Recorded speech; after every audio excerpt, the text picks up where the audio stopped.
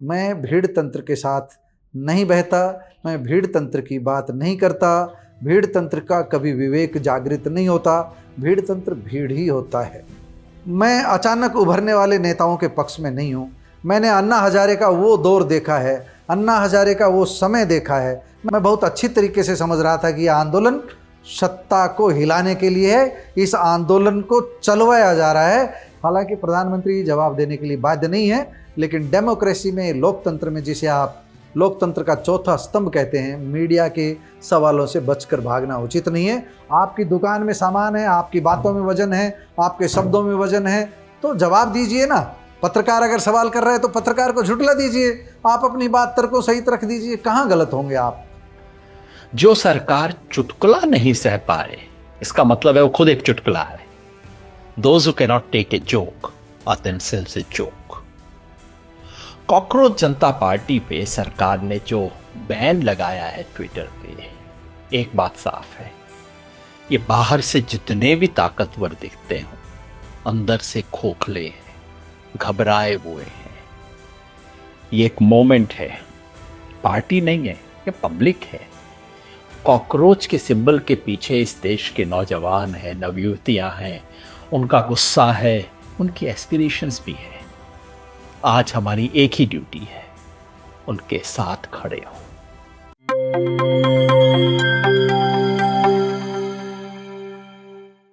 प्यारे दोस्तों, सादर अभिवादन। मैं हूं महेश कुमार वैद्य और आप देख रहे हैं एनजेपी हरियाणा। दोस्तों, पिछले कुछ दिनों से कॉकरोच बहुत ज़्यादा चर्चा में है, कॉकरोच जनता पार्टी चर्चा में है।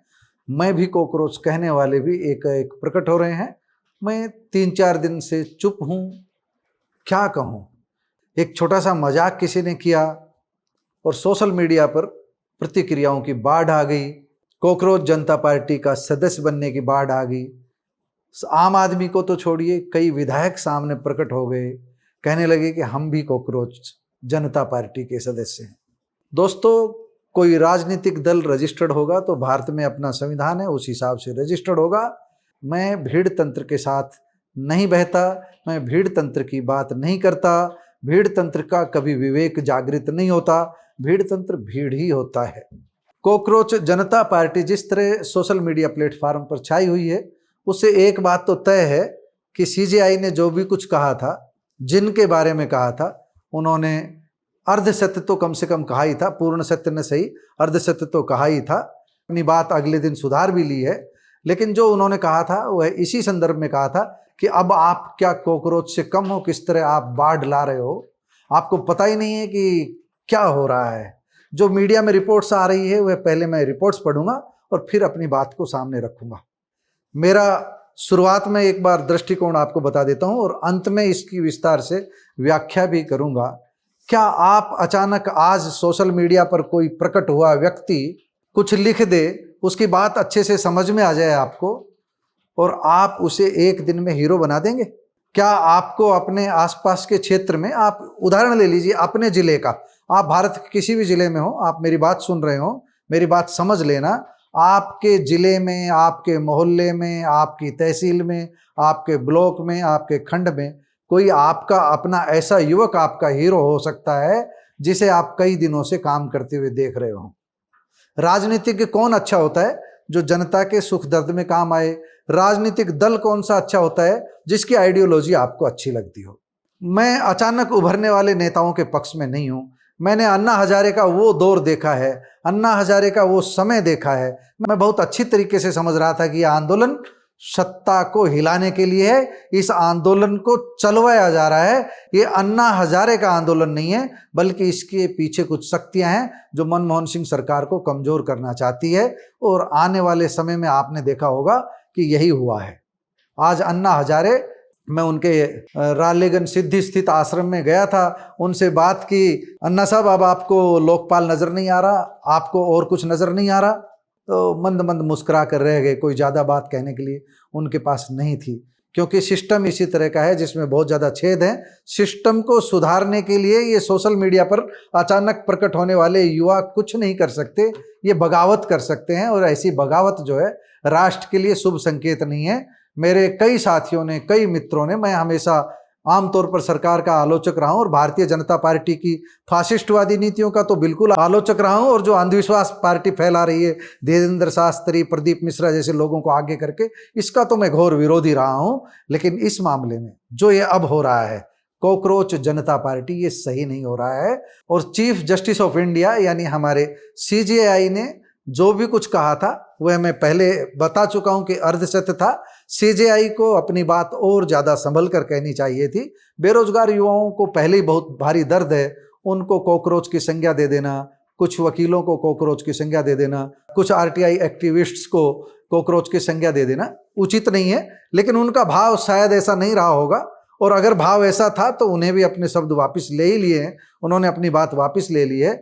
आप जब कॉकरोच की दुनिया की बात करोगे तो आज जो ये प्रकट हो रहे हैं इनमें CJI की बात की थोड़ी सत्यता झलकती है। इसलिए मैं कह रहा हूं, मैं देख रहा हूं, अन्ना हजारे के समय मैंने देखा 15-20 लोग टोपी डाल करके मैं भी अन्ना बैठे रहते थे। उनमें से कईयों का, मैं मेरे शहर की बात करूं तो आसपास के शहरों की बात करूं तो उनमें से कईयों का आपराधिक रिकॉर्ड में जानता था। बेशक पुलिस फाइल में नहीं हो, लेकिन वो क्या करते थे, क्या निठल्लेपन से जो है लोगों को परेशान करते थे, किस तरह का वो हरकत करते थे, उनमें से कई लोगों की, ऐसा नहीं है सभी की बात नहीं कर रहा, उनमें से 50% से ज़्यादा लोग अच्छे बैठे थे जिनके भीतर राष्ट्र के प्रति दर्द था। लेकिन उनकी बजाय जो ज़्यादा शोर मचाने वाले लोग आगे आ जाते हैं, वो छा जाते हैं, वो जो कृत्य करते हैं वो इस तरह का कृत्य करते हैं कि मान लीजिए वही समाज के हीरो हैं। मैं पूरी बात सार में ये बताना चाह रहा हूँ कि आप अपने मोहल्ले में देखिए कि आपको अंधविश्वास मुक्त कौन कर सकता है। आप अपने मोहल्ले में देखिए कि सार्वजनिक संस्थाओं को कौन मजबूत कर सकता है, सरकारी स्कूलों की दशा सुधारने के लिए कौन काम कर सकता है, सरकारी अस्पतालों की दशा सुधारने के लिए कौन काम कर सकता है, कौन आम आदमी को चिकित्सा सुविधा सही और उचित दर पर उपलब्ध करा सकता है, कौन आम आदमी को, एक गरीब आदमी को शिक्षा मुफ्त में दे सकता है। सरकारी स्कूल जिस तरह से बदहाल हो रहे हैं, विशेष रूप से प्राइमरी स्तर पर, उस जगह हमको उन लोगों को लीडर बनाना चाहिए, उन लोगों को हीरो चुनना चाहिए, उन लोगों को अपना नेता मानना चाहिए जो समाज के लिए कुछ कर रहे हों, आपके बीच के हों, आपके बीच लंबे समय से संघर्ष कर रहे हों, आप उन्हें जानते हो कि इसमें संघर्ष का मादा है। सोशल मीडिया पर अचानक प्रकट होने वाला आपका लीडर नहीं हो सकता, किसी का भी लीडर नहीं हो सकता। वह अच्छा भी आदमी है तो 5-7 साल उसको परखिए और उसके बाद उनके साथ जुड़िए। ऐसा नहीं है कि अचानक कोई आया और उसे आपने हीरो मान लिया, किसी ने एक मुद्दा उठाया। बहुत सारे मुद्दे आते हैं सोशल मीडिया पर, मैं पढ़ता हूं कि इनको नेताओं को क्यों पेंशन मिलती है, इन MP MLAs को क्यों पेंशन मिलती है, क्या फायदा है पेंशन का। सोचना चाहिए ये पेंशन ऐसे शुरू नहीं की गई थी। पुराने जमाने के नेता इतने भ्रष्ट नहीं थे जो आज के हैं। पुराने जमाने में कोई चुनाव लड़ता था, उसके बाद में जब कभी उसको टिकट नहीं मिलती थी या वह विपक्ष में हो जाता था, तो जब कोई एक बार विधायक रह लेता है या सांसद रह लेता है, उसके पास लोगों के आने का सिलसिला शुरू रहता है। लोगों का जलपान हो, लोगों का आदर सत्कार हो, आने वाले की वह सेवा कर सके, चिट्ठी पत्री लिख सके, कागज कलम खरीद सके। इसलिए वो पेंशन की व्यवस्था की गई थी ताकि आप जनसेवक के रूप में काम कर सकें और विपक्ष में होते हुए भी आपको सरकार के खजाने से एक निश्चित राशि मिलती रहे। सबके पीछे पवित्र भाव था, लेकिन उन भावों को हमने लुप्त कर दिया है और नारा एक पकड़ लेते हैं और अचानक हम छा जाते हैं। एक रिपोर्ट जो अब आ रही है, मैं मीडिया की रिपोर्ट से एक बार पढ़ देता हूं, कॉकरोच जनता पार्टी के बारे में पढ़ देता हूं। पहली बात तो दोस्तों, ये पार्टी नहीं है। एक व्यक्ति ने सोशल मीडिया साइट्स पर एक वेबसाइट बनाई और उन्होंने लोगों के बीच वो डाल दी और लोग जो है जुड़ते चले गए इस तरह। तो ये मैं कह रहा हूं कोई राजनीतिक दल नहीं है, एक सामान्य व्यंग्य था और इस सामान्य व्यंग्य को लेकर सरकार भी डर गई। कमाल कर दिया। अरे मोदी साहब, अरे अमित शाह जी, आप वैसे ही कितना डरते हो। जो आवरण आपने बना रखा है वो आपके डर की निशानी है। आप किस तरह खुद को धार्मिक साबित करने के लिए क्या क्या करते हो। एक व्यक्ति की वेबसाइट से आप डर गए, उस पर प्रतिबंध लगा दिया। अभिव्यक्ति की आजादी उस कीमत तक होनी चाहिए, आपको अपनी आलोचना सुनने की सबसे अधिक क्षमता होनी चाहिए। जो जितनी आलोचना सुनने की क्षमता रहेगा, उस देश का लोकतंत्र उतना ही मजबूत रहेगा। आप एक साधारण वेबसाइट को, एक व्यंग्य वेबसाइट को, एक मजाक को, एक कॉकरोच से जुड़े मजाक को इतनी गंभीरता से ले लेंगे कि उस पर ट्विटर हैंडल पर उसको भारत में बैन लगा देंगे। गलत बात है। अभिव्यक्ति की आजादी की स्वतंत्रता को हर कीमत पर बनाए रखिए। आपके चाहे धर्म ग्रंथ की कोई आलोचना करना चाहे, सुनिए ना तसल्ली से। आपके धर्म ग्रंथ में दम होगा तो आप अपने तर्क से उसकी बात काटिए। जो है ये मैं किसी एक धर्म के लिए नहीं कह रहा हूं, मैं सर्वधर्म की बात कर रहा हूं। और मेरा तो स्वधर्म अपना मानव धर्म है, लेकिन मुझे भी कागज में जब भरना पड़ता है तो लिखूंगा हिंदू, क्योंकि जो चली आ रही है, जो चीजें चली आ रही है उनको मैं नहीं लड़ सकता इस तरह। लेकिन जो धर्म के नाम पर हो रहा है वो सब आप जानते हैं, इसलिए ज्यादा कुछ कहने की जरूरत नहीं है। इस पार्टी के बारे में बात कर रहा था, 4 दिन चुप रहे, लेकिन मुझे लगा कि इस पर मुझे भी कुछ कहना चाहिए, तो एक बार कॉकरोच पार्टी की बात कर लेते हैं। मैं कॉकरोच नहीं हूं कम से कम। दोस्तों, मीडिया में जो रिपोर्ट्स आ रही है, वो कॉकरोच जनता पार्टी ने 5 दिन में भारतीय जनता पार्टी और कांग्रेस दोनों को पछाड़ दिया है। सोशल मीडिया का जो प्लेटफॉर्म है, इंस्टाग्राम पर 1.5 करोड़ से अधिक फॉलोअर्स हो गए हैं। अब इसको दैनिक भास्कर ने सवाल उठाया कि मजाक है या बदलाव की आहट। मैं अपना जवाब दे दूं, भास्कर का जवाब आप पढ़ लेना, भास्कर का भी जवाब बता दूंगा। मेरा अपना जवाब है, ये सिंपल मजाक था, सरकार ने प्रतिबंध लगा करके इसे और गंभीर बना दिया। और कुछ अच्छे लोग तो इसमें जुड़ गए जो सिस्टम से खिन्न हैं, जो सिस्टम की व्यवस्था से दुखी है, जिन्हें रेलवे स्टेशन पर रोजाना तकलीफ झेलनी पड़ती है, जिन्हें दिल्ली जाते समय बिलासपुर आगे आगे जाम झेलना पड़ता है, जाम झेलने वाले, परेशानी झेलने वाले, राशन की लाइनों में लगे रहने वाले, बेरोजगारी की लाइन में लगे रहने वाले, सरकार 5 किलो अनाज देती है, रोजगार की व्यवस्था नहीं करती, इस सारे सिस्टम से दुखी लोग कटाकट सिस्टम से जुड़ते चले गए, उनके फॉलोअर्स की संख्या बढ़ती चली गई। लेकिन इसे गंभीर रूप से राजनीतिक दल के रूप में लेने की जरूरत नहीं है। ये चुनाव में कोई पटकनी देने वाले नहीं है। अरविंद केजरीवाल जैसे दिल्ली तक सीमित इसलिए सिमट गए क्योंकि उन्होंने भी जो कहा था वह किया नहीं। लोगों ने, मैंने आसाम में भी एक पार्टी को उभरते देखा और फिर उसका अंत होते देखा। मैंने अरविंद केजरीवाल को भी देखा किस तरह नीली सी शर्ट पहन करके ठहाके लगाते थे ये लोग बैठ करके कि ऐसे ऐसे ऐसे बिजली के तार का काटना, आप सब जानते हैं क्या क्या किया था, एक छोटी सी कार में आना, फिर वही अरविंद केजरीवाल किस तरह आलीशान महल बनवाए, आप सब जानते हैं क्या क्या किया। मतलब आम आदमी पार्टी आम की नहीं खास की थी, खास की ही बनी है और खास के लिए ही अब काम कर रही है। राज्यसभा चुनाव में भी देखा हमने किस तरह से उन्होंने टिकटें दी, इसमें कुछ ज़्यादा बताने की ज़रूरत नहीं है। हो सकता है केजरीवाल शराब घोटाले वगैरह में भाजपा ने उन्हें लपेटा हो, वो ईमानदार हो, लेकिन कम से कम मैं ये आज दावे के साथ कह सकता हूँ वो सादगीपूर्ण जीवन जीने की गांधी जैसी अगर बातें करे तो उन पर हंसी ही आएगी। तो सरकार भी अगर इस तरह छोटी छोटी बातों पर प्रतिबंध लगाएगी तो सरकार पर हंसी आएगी। बाकी सरकार के पास ज़्यादा सूचनाएं होती है, सरकार के गृह मंत्रालय के पास ज़्यादा सूचनाएं होती है। अगर इसके पीछे कोई राष्ट्र विरोधी गतिविधियां हैं तो पूरी पारदर्शिता के साथ सामने रखनी चाहिए जनता के बीच। आप बड़े बड़े शब्द गढ़ करके किसी की अभिव्यक्ति की आज़ादी नहीं छीन सकते, ये हमेशा ध्यान रखना चाहिए। जिस राष्ट्र में अभिव्यक्ति की आज़ादी सबसे अधिक रहेगी वही राष्ट्र सबसे मजबूत रहेगा। आप नॉर्वे में गए थे, उस नॉर्वे के ऊपर एक कविता मेरे पास आई है, वो मैं एक बार कविता पढ़ देता हूँ, फिर मैं अपनी बात आगे कहूँगा। क्या लाजवाब जो है एक छोटी सी कविता भेजी है सोशल मीडिया प्लेटफॉर्म पर, वहीं से जो है मैं इस कविता को लेकर के, मैंने उनसे बात कर ली थी कि आपकी कविताओं को मैं कभी कभी बता दिया करूँगा, तो उसी संदर्भ में वो कविता बता रहा हूँ।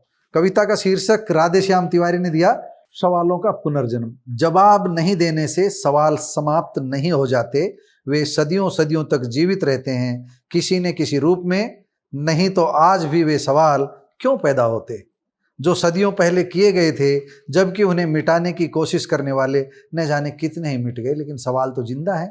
जैसे हर अनगढ़ पत्थर अपने भीतर सुंदर प्रतिमा छुपाए रहता है, अपने भीतर वैसे ही अपने भीतर हर सवाल भी छुपाए रहता है, हर शख्स सवाल छुपाए रहता है।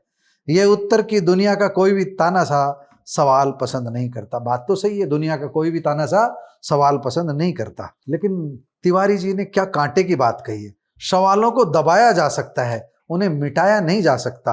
बिना जवाब दिए वे बार बार लेते रहेंगे पुनर्जन्म। सवालों का पुनर्जन्म होता रहेगा, कभी नॉर्वे में तो कभी कहीं और।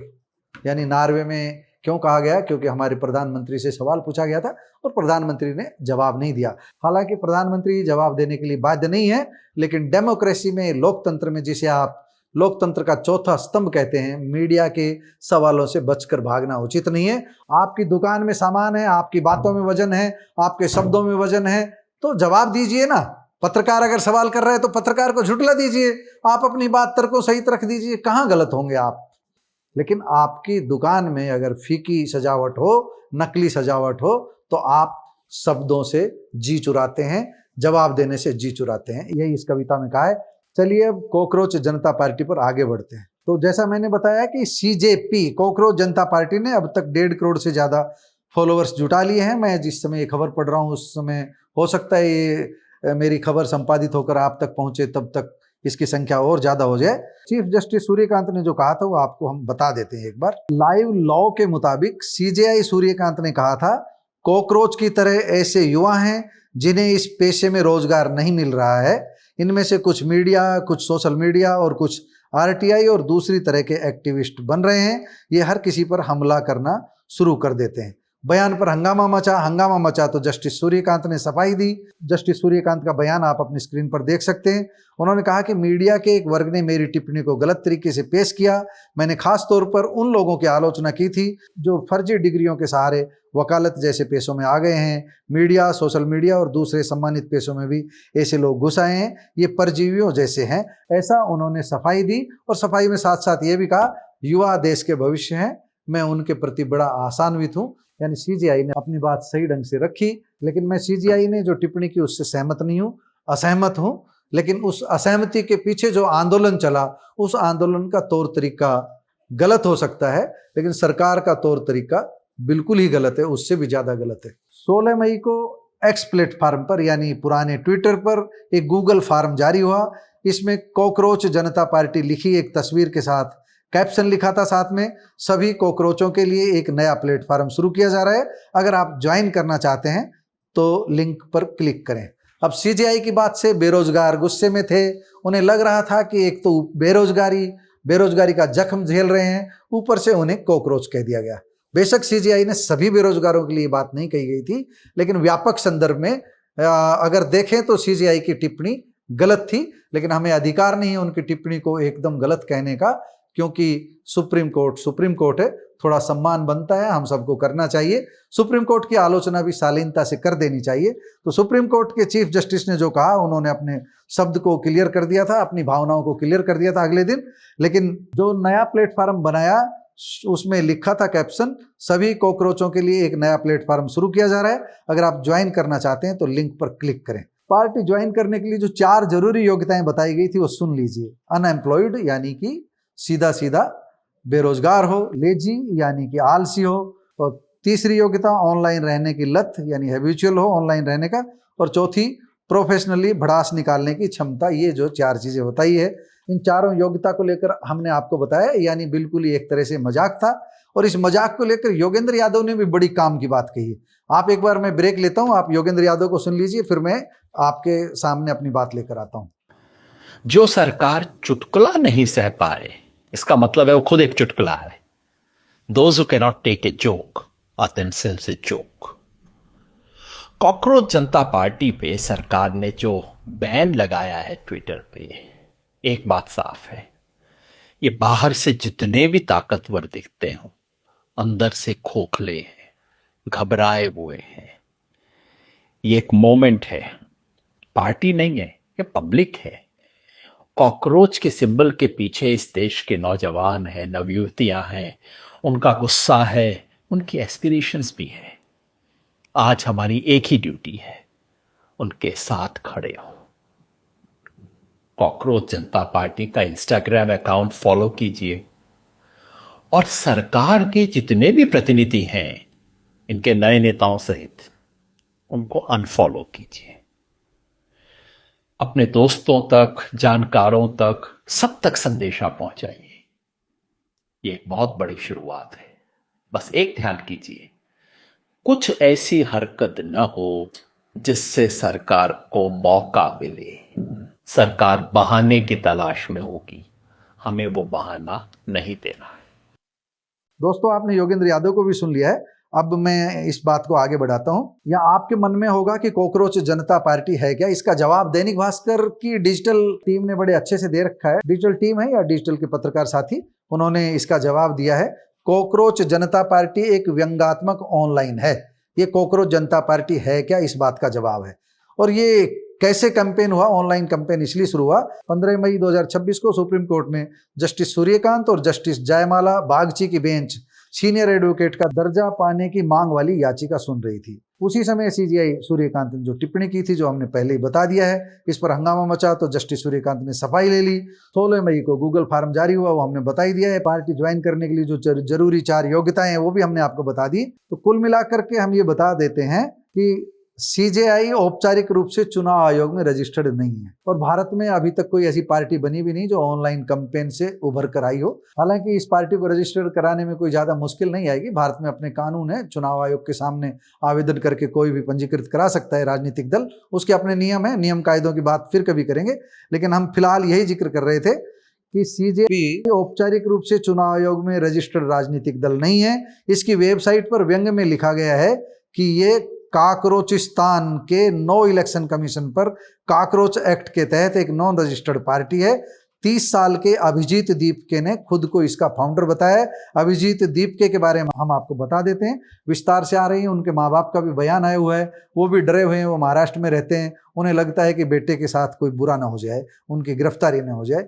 30 साल के अभिजीत दीपके महाराष्ट्र के संभाजी नगर के रहने वाले डिजिटल मीडिया स्ट्रेटेजिस्ट हैं। रिपोर्ट्स के मुताबिक अभिजीत ने पुणे से पत्रकारिता की पढ़ाई की है। फिलहाल वह अमेरिका की बोस्टन यूनिवर्सिटी में पब्लिक रिलेशन से मास्टर्स की पढ़ाई कर रहे हैं। अभिजीत 2020 से 2022 तक अरविंद केजरीवाल की आम आदमी पार्टी के सोशल मीडिया स्ट्रेटेजिस्ट रहे हैं। 2020 के दिल्ली विधानसभा चुनाव में अभिजीत आम आदमी पार्टी के लिए वायरल मीम बेस्ड ऑनलाइन प्रचार का मटेरियल बनाते थे। अभिजीत आम आदमी पार्टी के आईटी सेल के चीफ अंकित लाल को रिपोर्ट करते थे। ये बात हम दैनिक भास्कर डिजिटल प्लेटफॉर्म से बता रहे हैं आपको। एक इंटरव्यू में अभिजीत ने बताया कि उन्होंने निजी जिंदगी और आर्थिक स्थिरता के लिए आम आदमी पार्टी छोड़कर बोस्टन यूनिवर्सिटी में अप्लाई किया था। एडमिशन मिल गया तो वे अमेरिका शिफ्ट हो गए। किसान आंदोलन से लेकर महंगाई जैसे राजनीतिक मुद्दों पर अभिजीत ट्विटर अकाउंट पर केंद्र सरकार और पीएम पर निशाना साधते रहे हैं। अब सवाल ये कि आखिर इंटरनेट पर लोग कॉकरोच जनता पार्टी को पसंद क्यों कर रहे हैं? इसकी 3 बड़े वजह दैनिक भास्कर ने बताई है। पहली वजह है कि सोशल मीडिया पर यूथ से जुड़ी कंटेंट स्ट्रेटजी। दोस्तों, कॉकरोच जनता पार्टी के हैंडल्स पर जो कंटेंट डाला जा रहा है उससे यूथ कनेक्ट हो रहा है। प्लेटफॉर्म ने 1 इमोजी चैलेंज शुरू किया। फॉलोअर्स से कहा गया कि वे अपने अकाउंट के बायो में कॉकरोच का इमोजी लगाएं। फॉलोअर्स के साथ कोलैब करके रील और पोस्ट शेयर किए। हैशटैग कॉकरोच जनता पार्टी ट्रेंड शुरू किया, जिस पर 5 लाख से ज़्यादा पोस्ट हुए। शुरुआत की बात है। सीजेपी के लॉन्च के बाद कई पत्रकारों, सोशल मीडिया पर एक्टिव अच्छे फॉलोअर्स बेस वाले यूजर्स, नेताओं और आम युवाओं ने इसे प्रमोट किया। अभिजीत ने भी कई मीडिया संस्थानों को इंटरव्यू दिए। लगातार बढ़त होती गई। सीजेपी के लॉन्च की परफेक्ट टाइमिंग है ये, क्योंकि नीट का पेपर लीक होने के चलते युवाओं के एक बड़े वर्ग में निराशा है, गुस्से का माहौल है। पेट्रोल डीजल गैस की कीमतें बढ़ने से भी लोगों में गुस्सा है। इस तर्क से मैं भी सहमत हूं, क्योंकि लोगों में एक नाराजगी तो है ही। बेरोजगारी, ऊपर से बढ़ती महंगाई, ऊपर से नीट के पेपर। और हरियाणा की बात करें तो बाहरी युवाओं की एचपीएससी की जो परीक्षाएं उनमें ज्यादा भर्ती को लेकर चल रहे आंदोलन, भ्रष्टाचार, कुल मिलाकर युवाओं में गुस्सा तो है ही। लेकिन भारतीय जनता पार्टी का जो 35% लगभग, कहीं पर 40, कहीं पर 30, कहीं पर हो सकता है 50, कहीं पर हो सकता है 55, लेकिन एक हम कह सकते हैं आधी से अधिक आबादी भारतीय जनता पार्टी की विचारधारा को पसंद नहीं करती। भारतीय जनता पार्टी इसलिए सत्ता में है क्योंकि जो विरोध के वोट है वो बढ़ते रहे। भारतीय जनता पार्टी सत्ता में आती रही है। कांग्रेस भी पहले इसी तरह आती रही है। 50+ कम रहता है किसी भी पार्टी के पास, अपवादों को छोड़कर। कभी कभी 51% वोटों से भी पार्टियां सत्ता में आई हैं। लेकिन मैं जो ये सही टाइमिंग, जो परफेक्ट टाइमिंग थी लॉन्चिंग की, ये दैनिक भास्कर ने बहुत अच्छे से इसका डिटेल में दिया है। और अभिजीत ने अपने एक इंटरव्यू में कहा है कि चीफ जस्टिस ऑफ इंडिया का बयान देखने के बाद मैंने ट्विटर पर पूछा कि सब कॉकरोच एक साथ आ जाएं तो क्या होगा। मुझे जैन जी और 25 साल तक के युवाओं के कमाल के जवाब मिले। उन्होंने कहा कि हमें साथ आना चाहिए और एक प्लेटफॉर्म बनाना चाहिए। फिर क्या था, मैंने सीजेपी बना ली, यानी कि कॉकरोच जनता पार्टी। बेरोजगारी के चलते युवाओं में फ्रस्ट्रेशन है, इस बात से हम भी सहमत हैं। नेशनल क्राइम रिकॉर्ड ब्यूरो यानी एनसीआरबी ने अपनी नई रिपोर्ट में accidental deaths and suicides in India 2024 में बताया कि रोजाना औसतन 40 छात्र सुसाइड कर लेते हैं। भारत में हर साल 80 लाख ग्रेजुएट होते हैं। 15 से 29 साल के 40% और 25 से 29 साल के 20% ग्रेजुएट बेरोजगार हैं। ये आंकड़े अजीम प्रेमजी यूनिवर्सिटी की state of working India report 2026 के हैं, जो हम दैनिक भास्कर से लेकर आपको सुना रहे हैं। मेटा, अमेजन जैसी बड़ी कंपनियां लोगों को नौकरी से निकाल रही है। मार्च में ओरेकल ने 30,000 कर्मचारियों को निकाला था, जिनमें से 12,000 भारतीय थे। अभिजीत कहते हैं, मैं ये नहीं कहूँगा कि ये सब मैंने हासिल किया है। यूथ के अंदर कई सालों से जो निराशा और गुस्सा पल रहा है, वही इतने बड़े रिएक्शन की वजह है। सरकार की नाकामियों की वजह से युवा बेरोजगार हैं, उन्हें एक मंच मिला जहां पर वो अपनी निराशा और गुस्सा निकाल सकते हैं। दोस्तों, इस बात को थोड़ा समझ लीजिए। हर 5 साल बाद आपको मौका मिलता है कि आप किसे चुनें। हर 5 साल बाद अगर सीजेपी रजिस्टर्ड राजनीतिक दल बनती है, 5 साल बाद इस पार्टी को भी मौका मिलेगा। ये जो यूथ इकट्ठे हुए हैं, इनमें से कुछ कॉकरोच भी हैं, मैं फिर कह रहा हूं, सभी नहीं हैं। बहुत सारे परेशान निराश हैं, उनको जख्म दिए इन सरकारों ने, सत्ता ने जख्म दिए, इसलिए वो निराश है, इसलिए इस प्लेटफॉर्म पर आ रहे हैं। लेकिन मैं ये कह रहा हूं कि कुछ लोग ऐसे भी हैं, कुछ लोग, मैं बार बार कह रहा हूं, सीजीआई ने भी शायद कुछ लोगों को देख करके कहा होगा, कुछ लोग जो ब्लैकमेलर भी हैं, आरटीआई एक्टिविस्ट बने हुए हैं, जो ब्लैकमेलर भी हैं, जो ब्लैकमेल कर रहे हैं लोगों के बीच। ऐसे तत्वों की पहचान आसानी से की जा सकती है, लेकिन सभी नहीं है। आरटीआई एक्ट का सदुपयोग करने वाले बहुत सारे हैं, सरकार को आरटीआई एक्ट के तहत कटघरे में खड़े करने वाले बहुत हैं। हर सिक्के के 2 पहलू होते हैं, इसलिए सीजीआई की टिप्पणी के भी 2 पहलू है, वो हम बता रहे हैं। लेकिन फिर एक बार क्लियर करते हैं, सीजीआई को इस तरह की टिप्पणी नहीं करनी चाहिए थी, क्योंकि पहले से ही जिनके जख्म हरे हैं उन पर नमक नहीं छिड़का करते, उनको मरहम की जरूरत है। मैं अंत में अपनी बात भी कहूंगा, हम समापन की ओर बढ़ रहे हैं। युवाओं में गुस्सा इसलिए क्योंकि समानता का नारा ढोंग बनकर रह गया है। अमीरों के लिए अच्छे अस्पताल हैं, गरीबों के लिए सरकारी अस्पताल बच गए हैं। वहाँ भी धक्के खाओ लाइन में, 2-2 दिन बर्बाद करके, जांच के लिए तो 2-2 दिन में गलत कह रहा हूँ, कई तो अल्ट्रासाउंड हो या दूसरी जांच हो, उनके लिए कई कई दिन का समय मिलता है।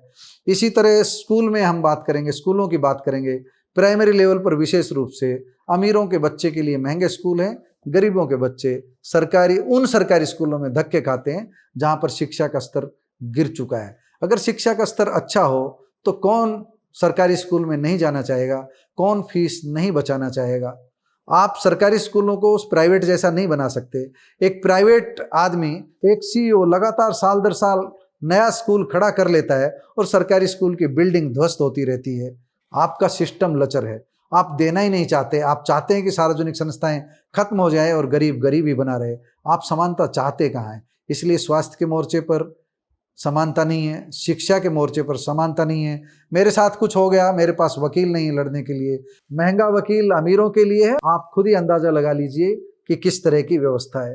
आप किसी भी मोर्चे पर जाइए जो है, लेकिन कम से कम मेरा ये कहना है कि शिक्षा, स्वास्थ्य और स्वच्छ जल जैसी मूलभूत, बिजली जैसी मूलभूत सुविधाएं आम आदमी को सुलभ होनी चाहिए। इस तरफ जो कोई अच्छा काम करे उसका चयन करना चाहिए। दूसरी बात, कॉकरोच जनता पार्टी जैसी पार्टी को जब प्रकट होती है तब देखें, दृष्टा बनकर उनकी गतिविधियों को देखते रहें, उनके काम को देखते रहें, उनसे जुड़ने वाले लोगों को देखते रहें, उनको देखें कि वो क्या कर रहे हैं। और अगले 5 साल बाद जब मौका आए और राजनीतिक दल के रूप में ऐसी पार्टी आपके बीच आए, तब आप फैसला ले सकते हो।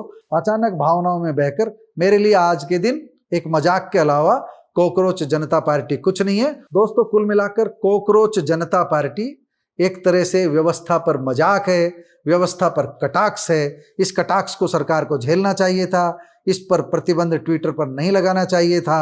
जो कहना है जिसको कहने दीजिए, युवाओं का गुस्सा निकलने दीजिए, लेकिन अराजक हालात न बने, इसको भी सरकार को देखना है। ये सरकार की जिम्मेदारी है।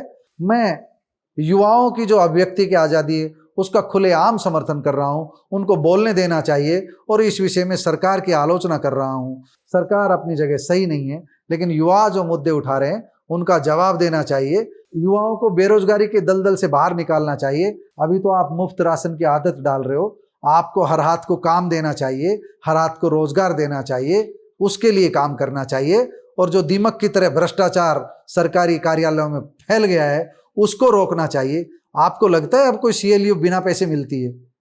कभी मिली होगी 1-2 किसी साथियों को जो है सीएलयू वगैरह, सब सिस्टम सड़ चुका है। कोई भी काम सरकारी कार्यालय में बिना रिश्वत नहीं होता है। कुछ हो गया होगा थोड़ा बहुत, कोई भी काम से मतलब है, अधिकांश कामों के लिए रिश्वत ली जाती है। और ये केवल भारतीय जनता पार्टी के राज में शुरू नहीं हुआ है, कांग्रेस के राज में भी शुरू हुआ है। कांग्रेस के राज में तो नौकरियों की जो बंदरबांट हुई वैसा उदाहरण कहीं देखने को ही नहीं मिलता है। आज आप सुनते हैं आदमपुर की नौकरियां सबसे ज्यादा लगी, सिरसा की सबसे ज्यादा लगी, हिसार की सबसे ज्यादा लगी, दक्षिण हरियाणा वंचित रह गया था। सुनते हैं ना, आप सुनते हैं पुराने टाइम के, देखो जो यूथ नौकरी लगे हुए हैं, ये फला नेता ने नौकरी लगवाया, ये फला नेता ने लगवाया, नाम लेकर के बोलते हैं इसकी नौकरी उसने लगवाई थी, कोई मेरिट की बात नहीं करता। तो सिस्टम में थोड़ा सा सुधार मेरिट के लेवल पर भाजपा ने किया था, लेकिन शुरुआत में ग्रुप सी और डी की, बाद की तो सब भर्तियों में वाह भारतीय जनता पार्टी वाह, कथनी और करनी में बड़ा अंतर आ गया है। आप तो इन दिनों लोगों को धर्मभीरू बना रहे हैं और लोगों को पता ही नहीं है किसी को क्या जिम्मेदारी सौंपी जा रही है। यूथ में गुस्सा है, इसलिए गुस्सा है क्योंकि उनके मजबूत हाथों को काम नहीं मिला है। यह गुस्सा है, यह गुस्सा सोशल मीडिया प्लेटफॉर्म पर प्रकट हो रहा है और कॉकरोच जनता पार्टी इसी प्रकटीकरण की अभिव्यक्ति है। दोस्तों, आपको हमारी रिपोर्ट कैसी लगी कमेंट बॉक्स में जाकर बताइएगा जरूर। आपकी आलोचना का मैं स्वागत करूंगा। आलोचना आपका हक है, आपका अधिकार है, और उस आलोचना से अगर मेरे को मिर्ची लगती है तो लगने दीजिए, परवाह मत कीजिए, मैं स्वागत करूंगा हमेशा। नमस्कार, धन्यवाद।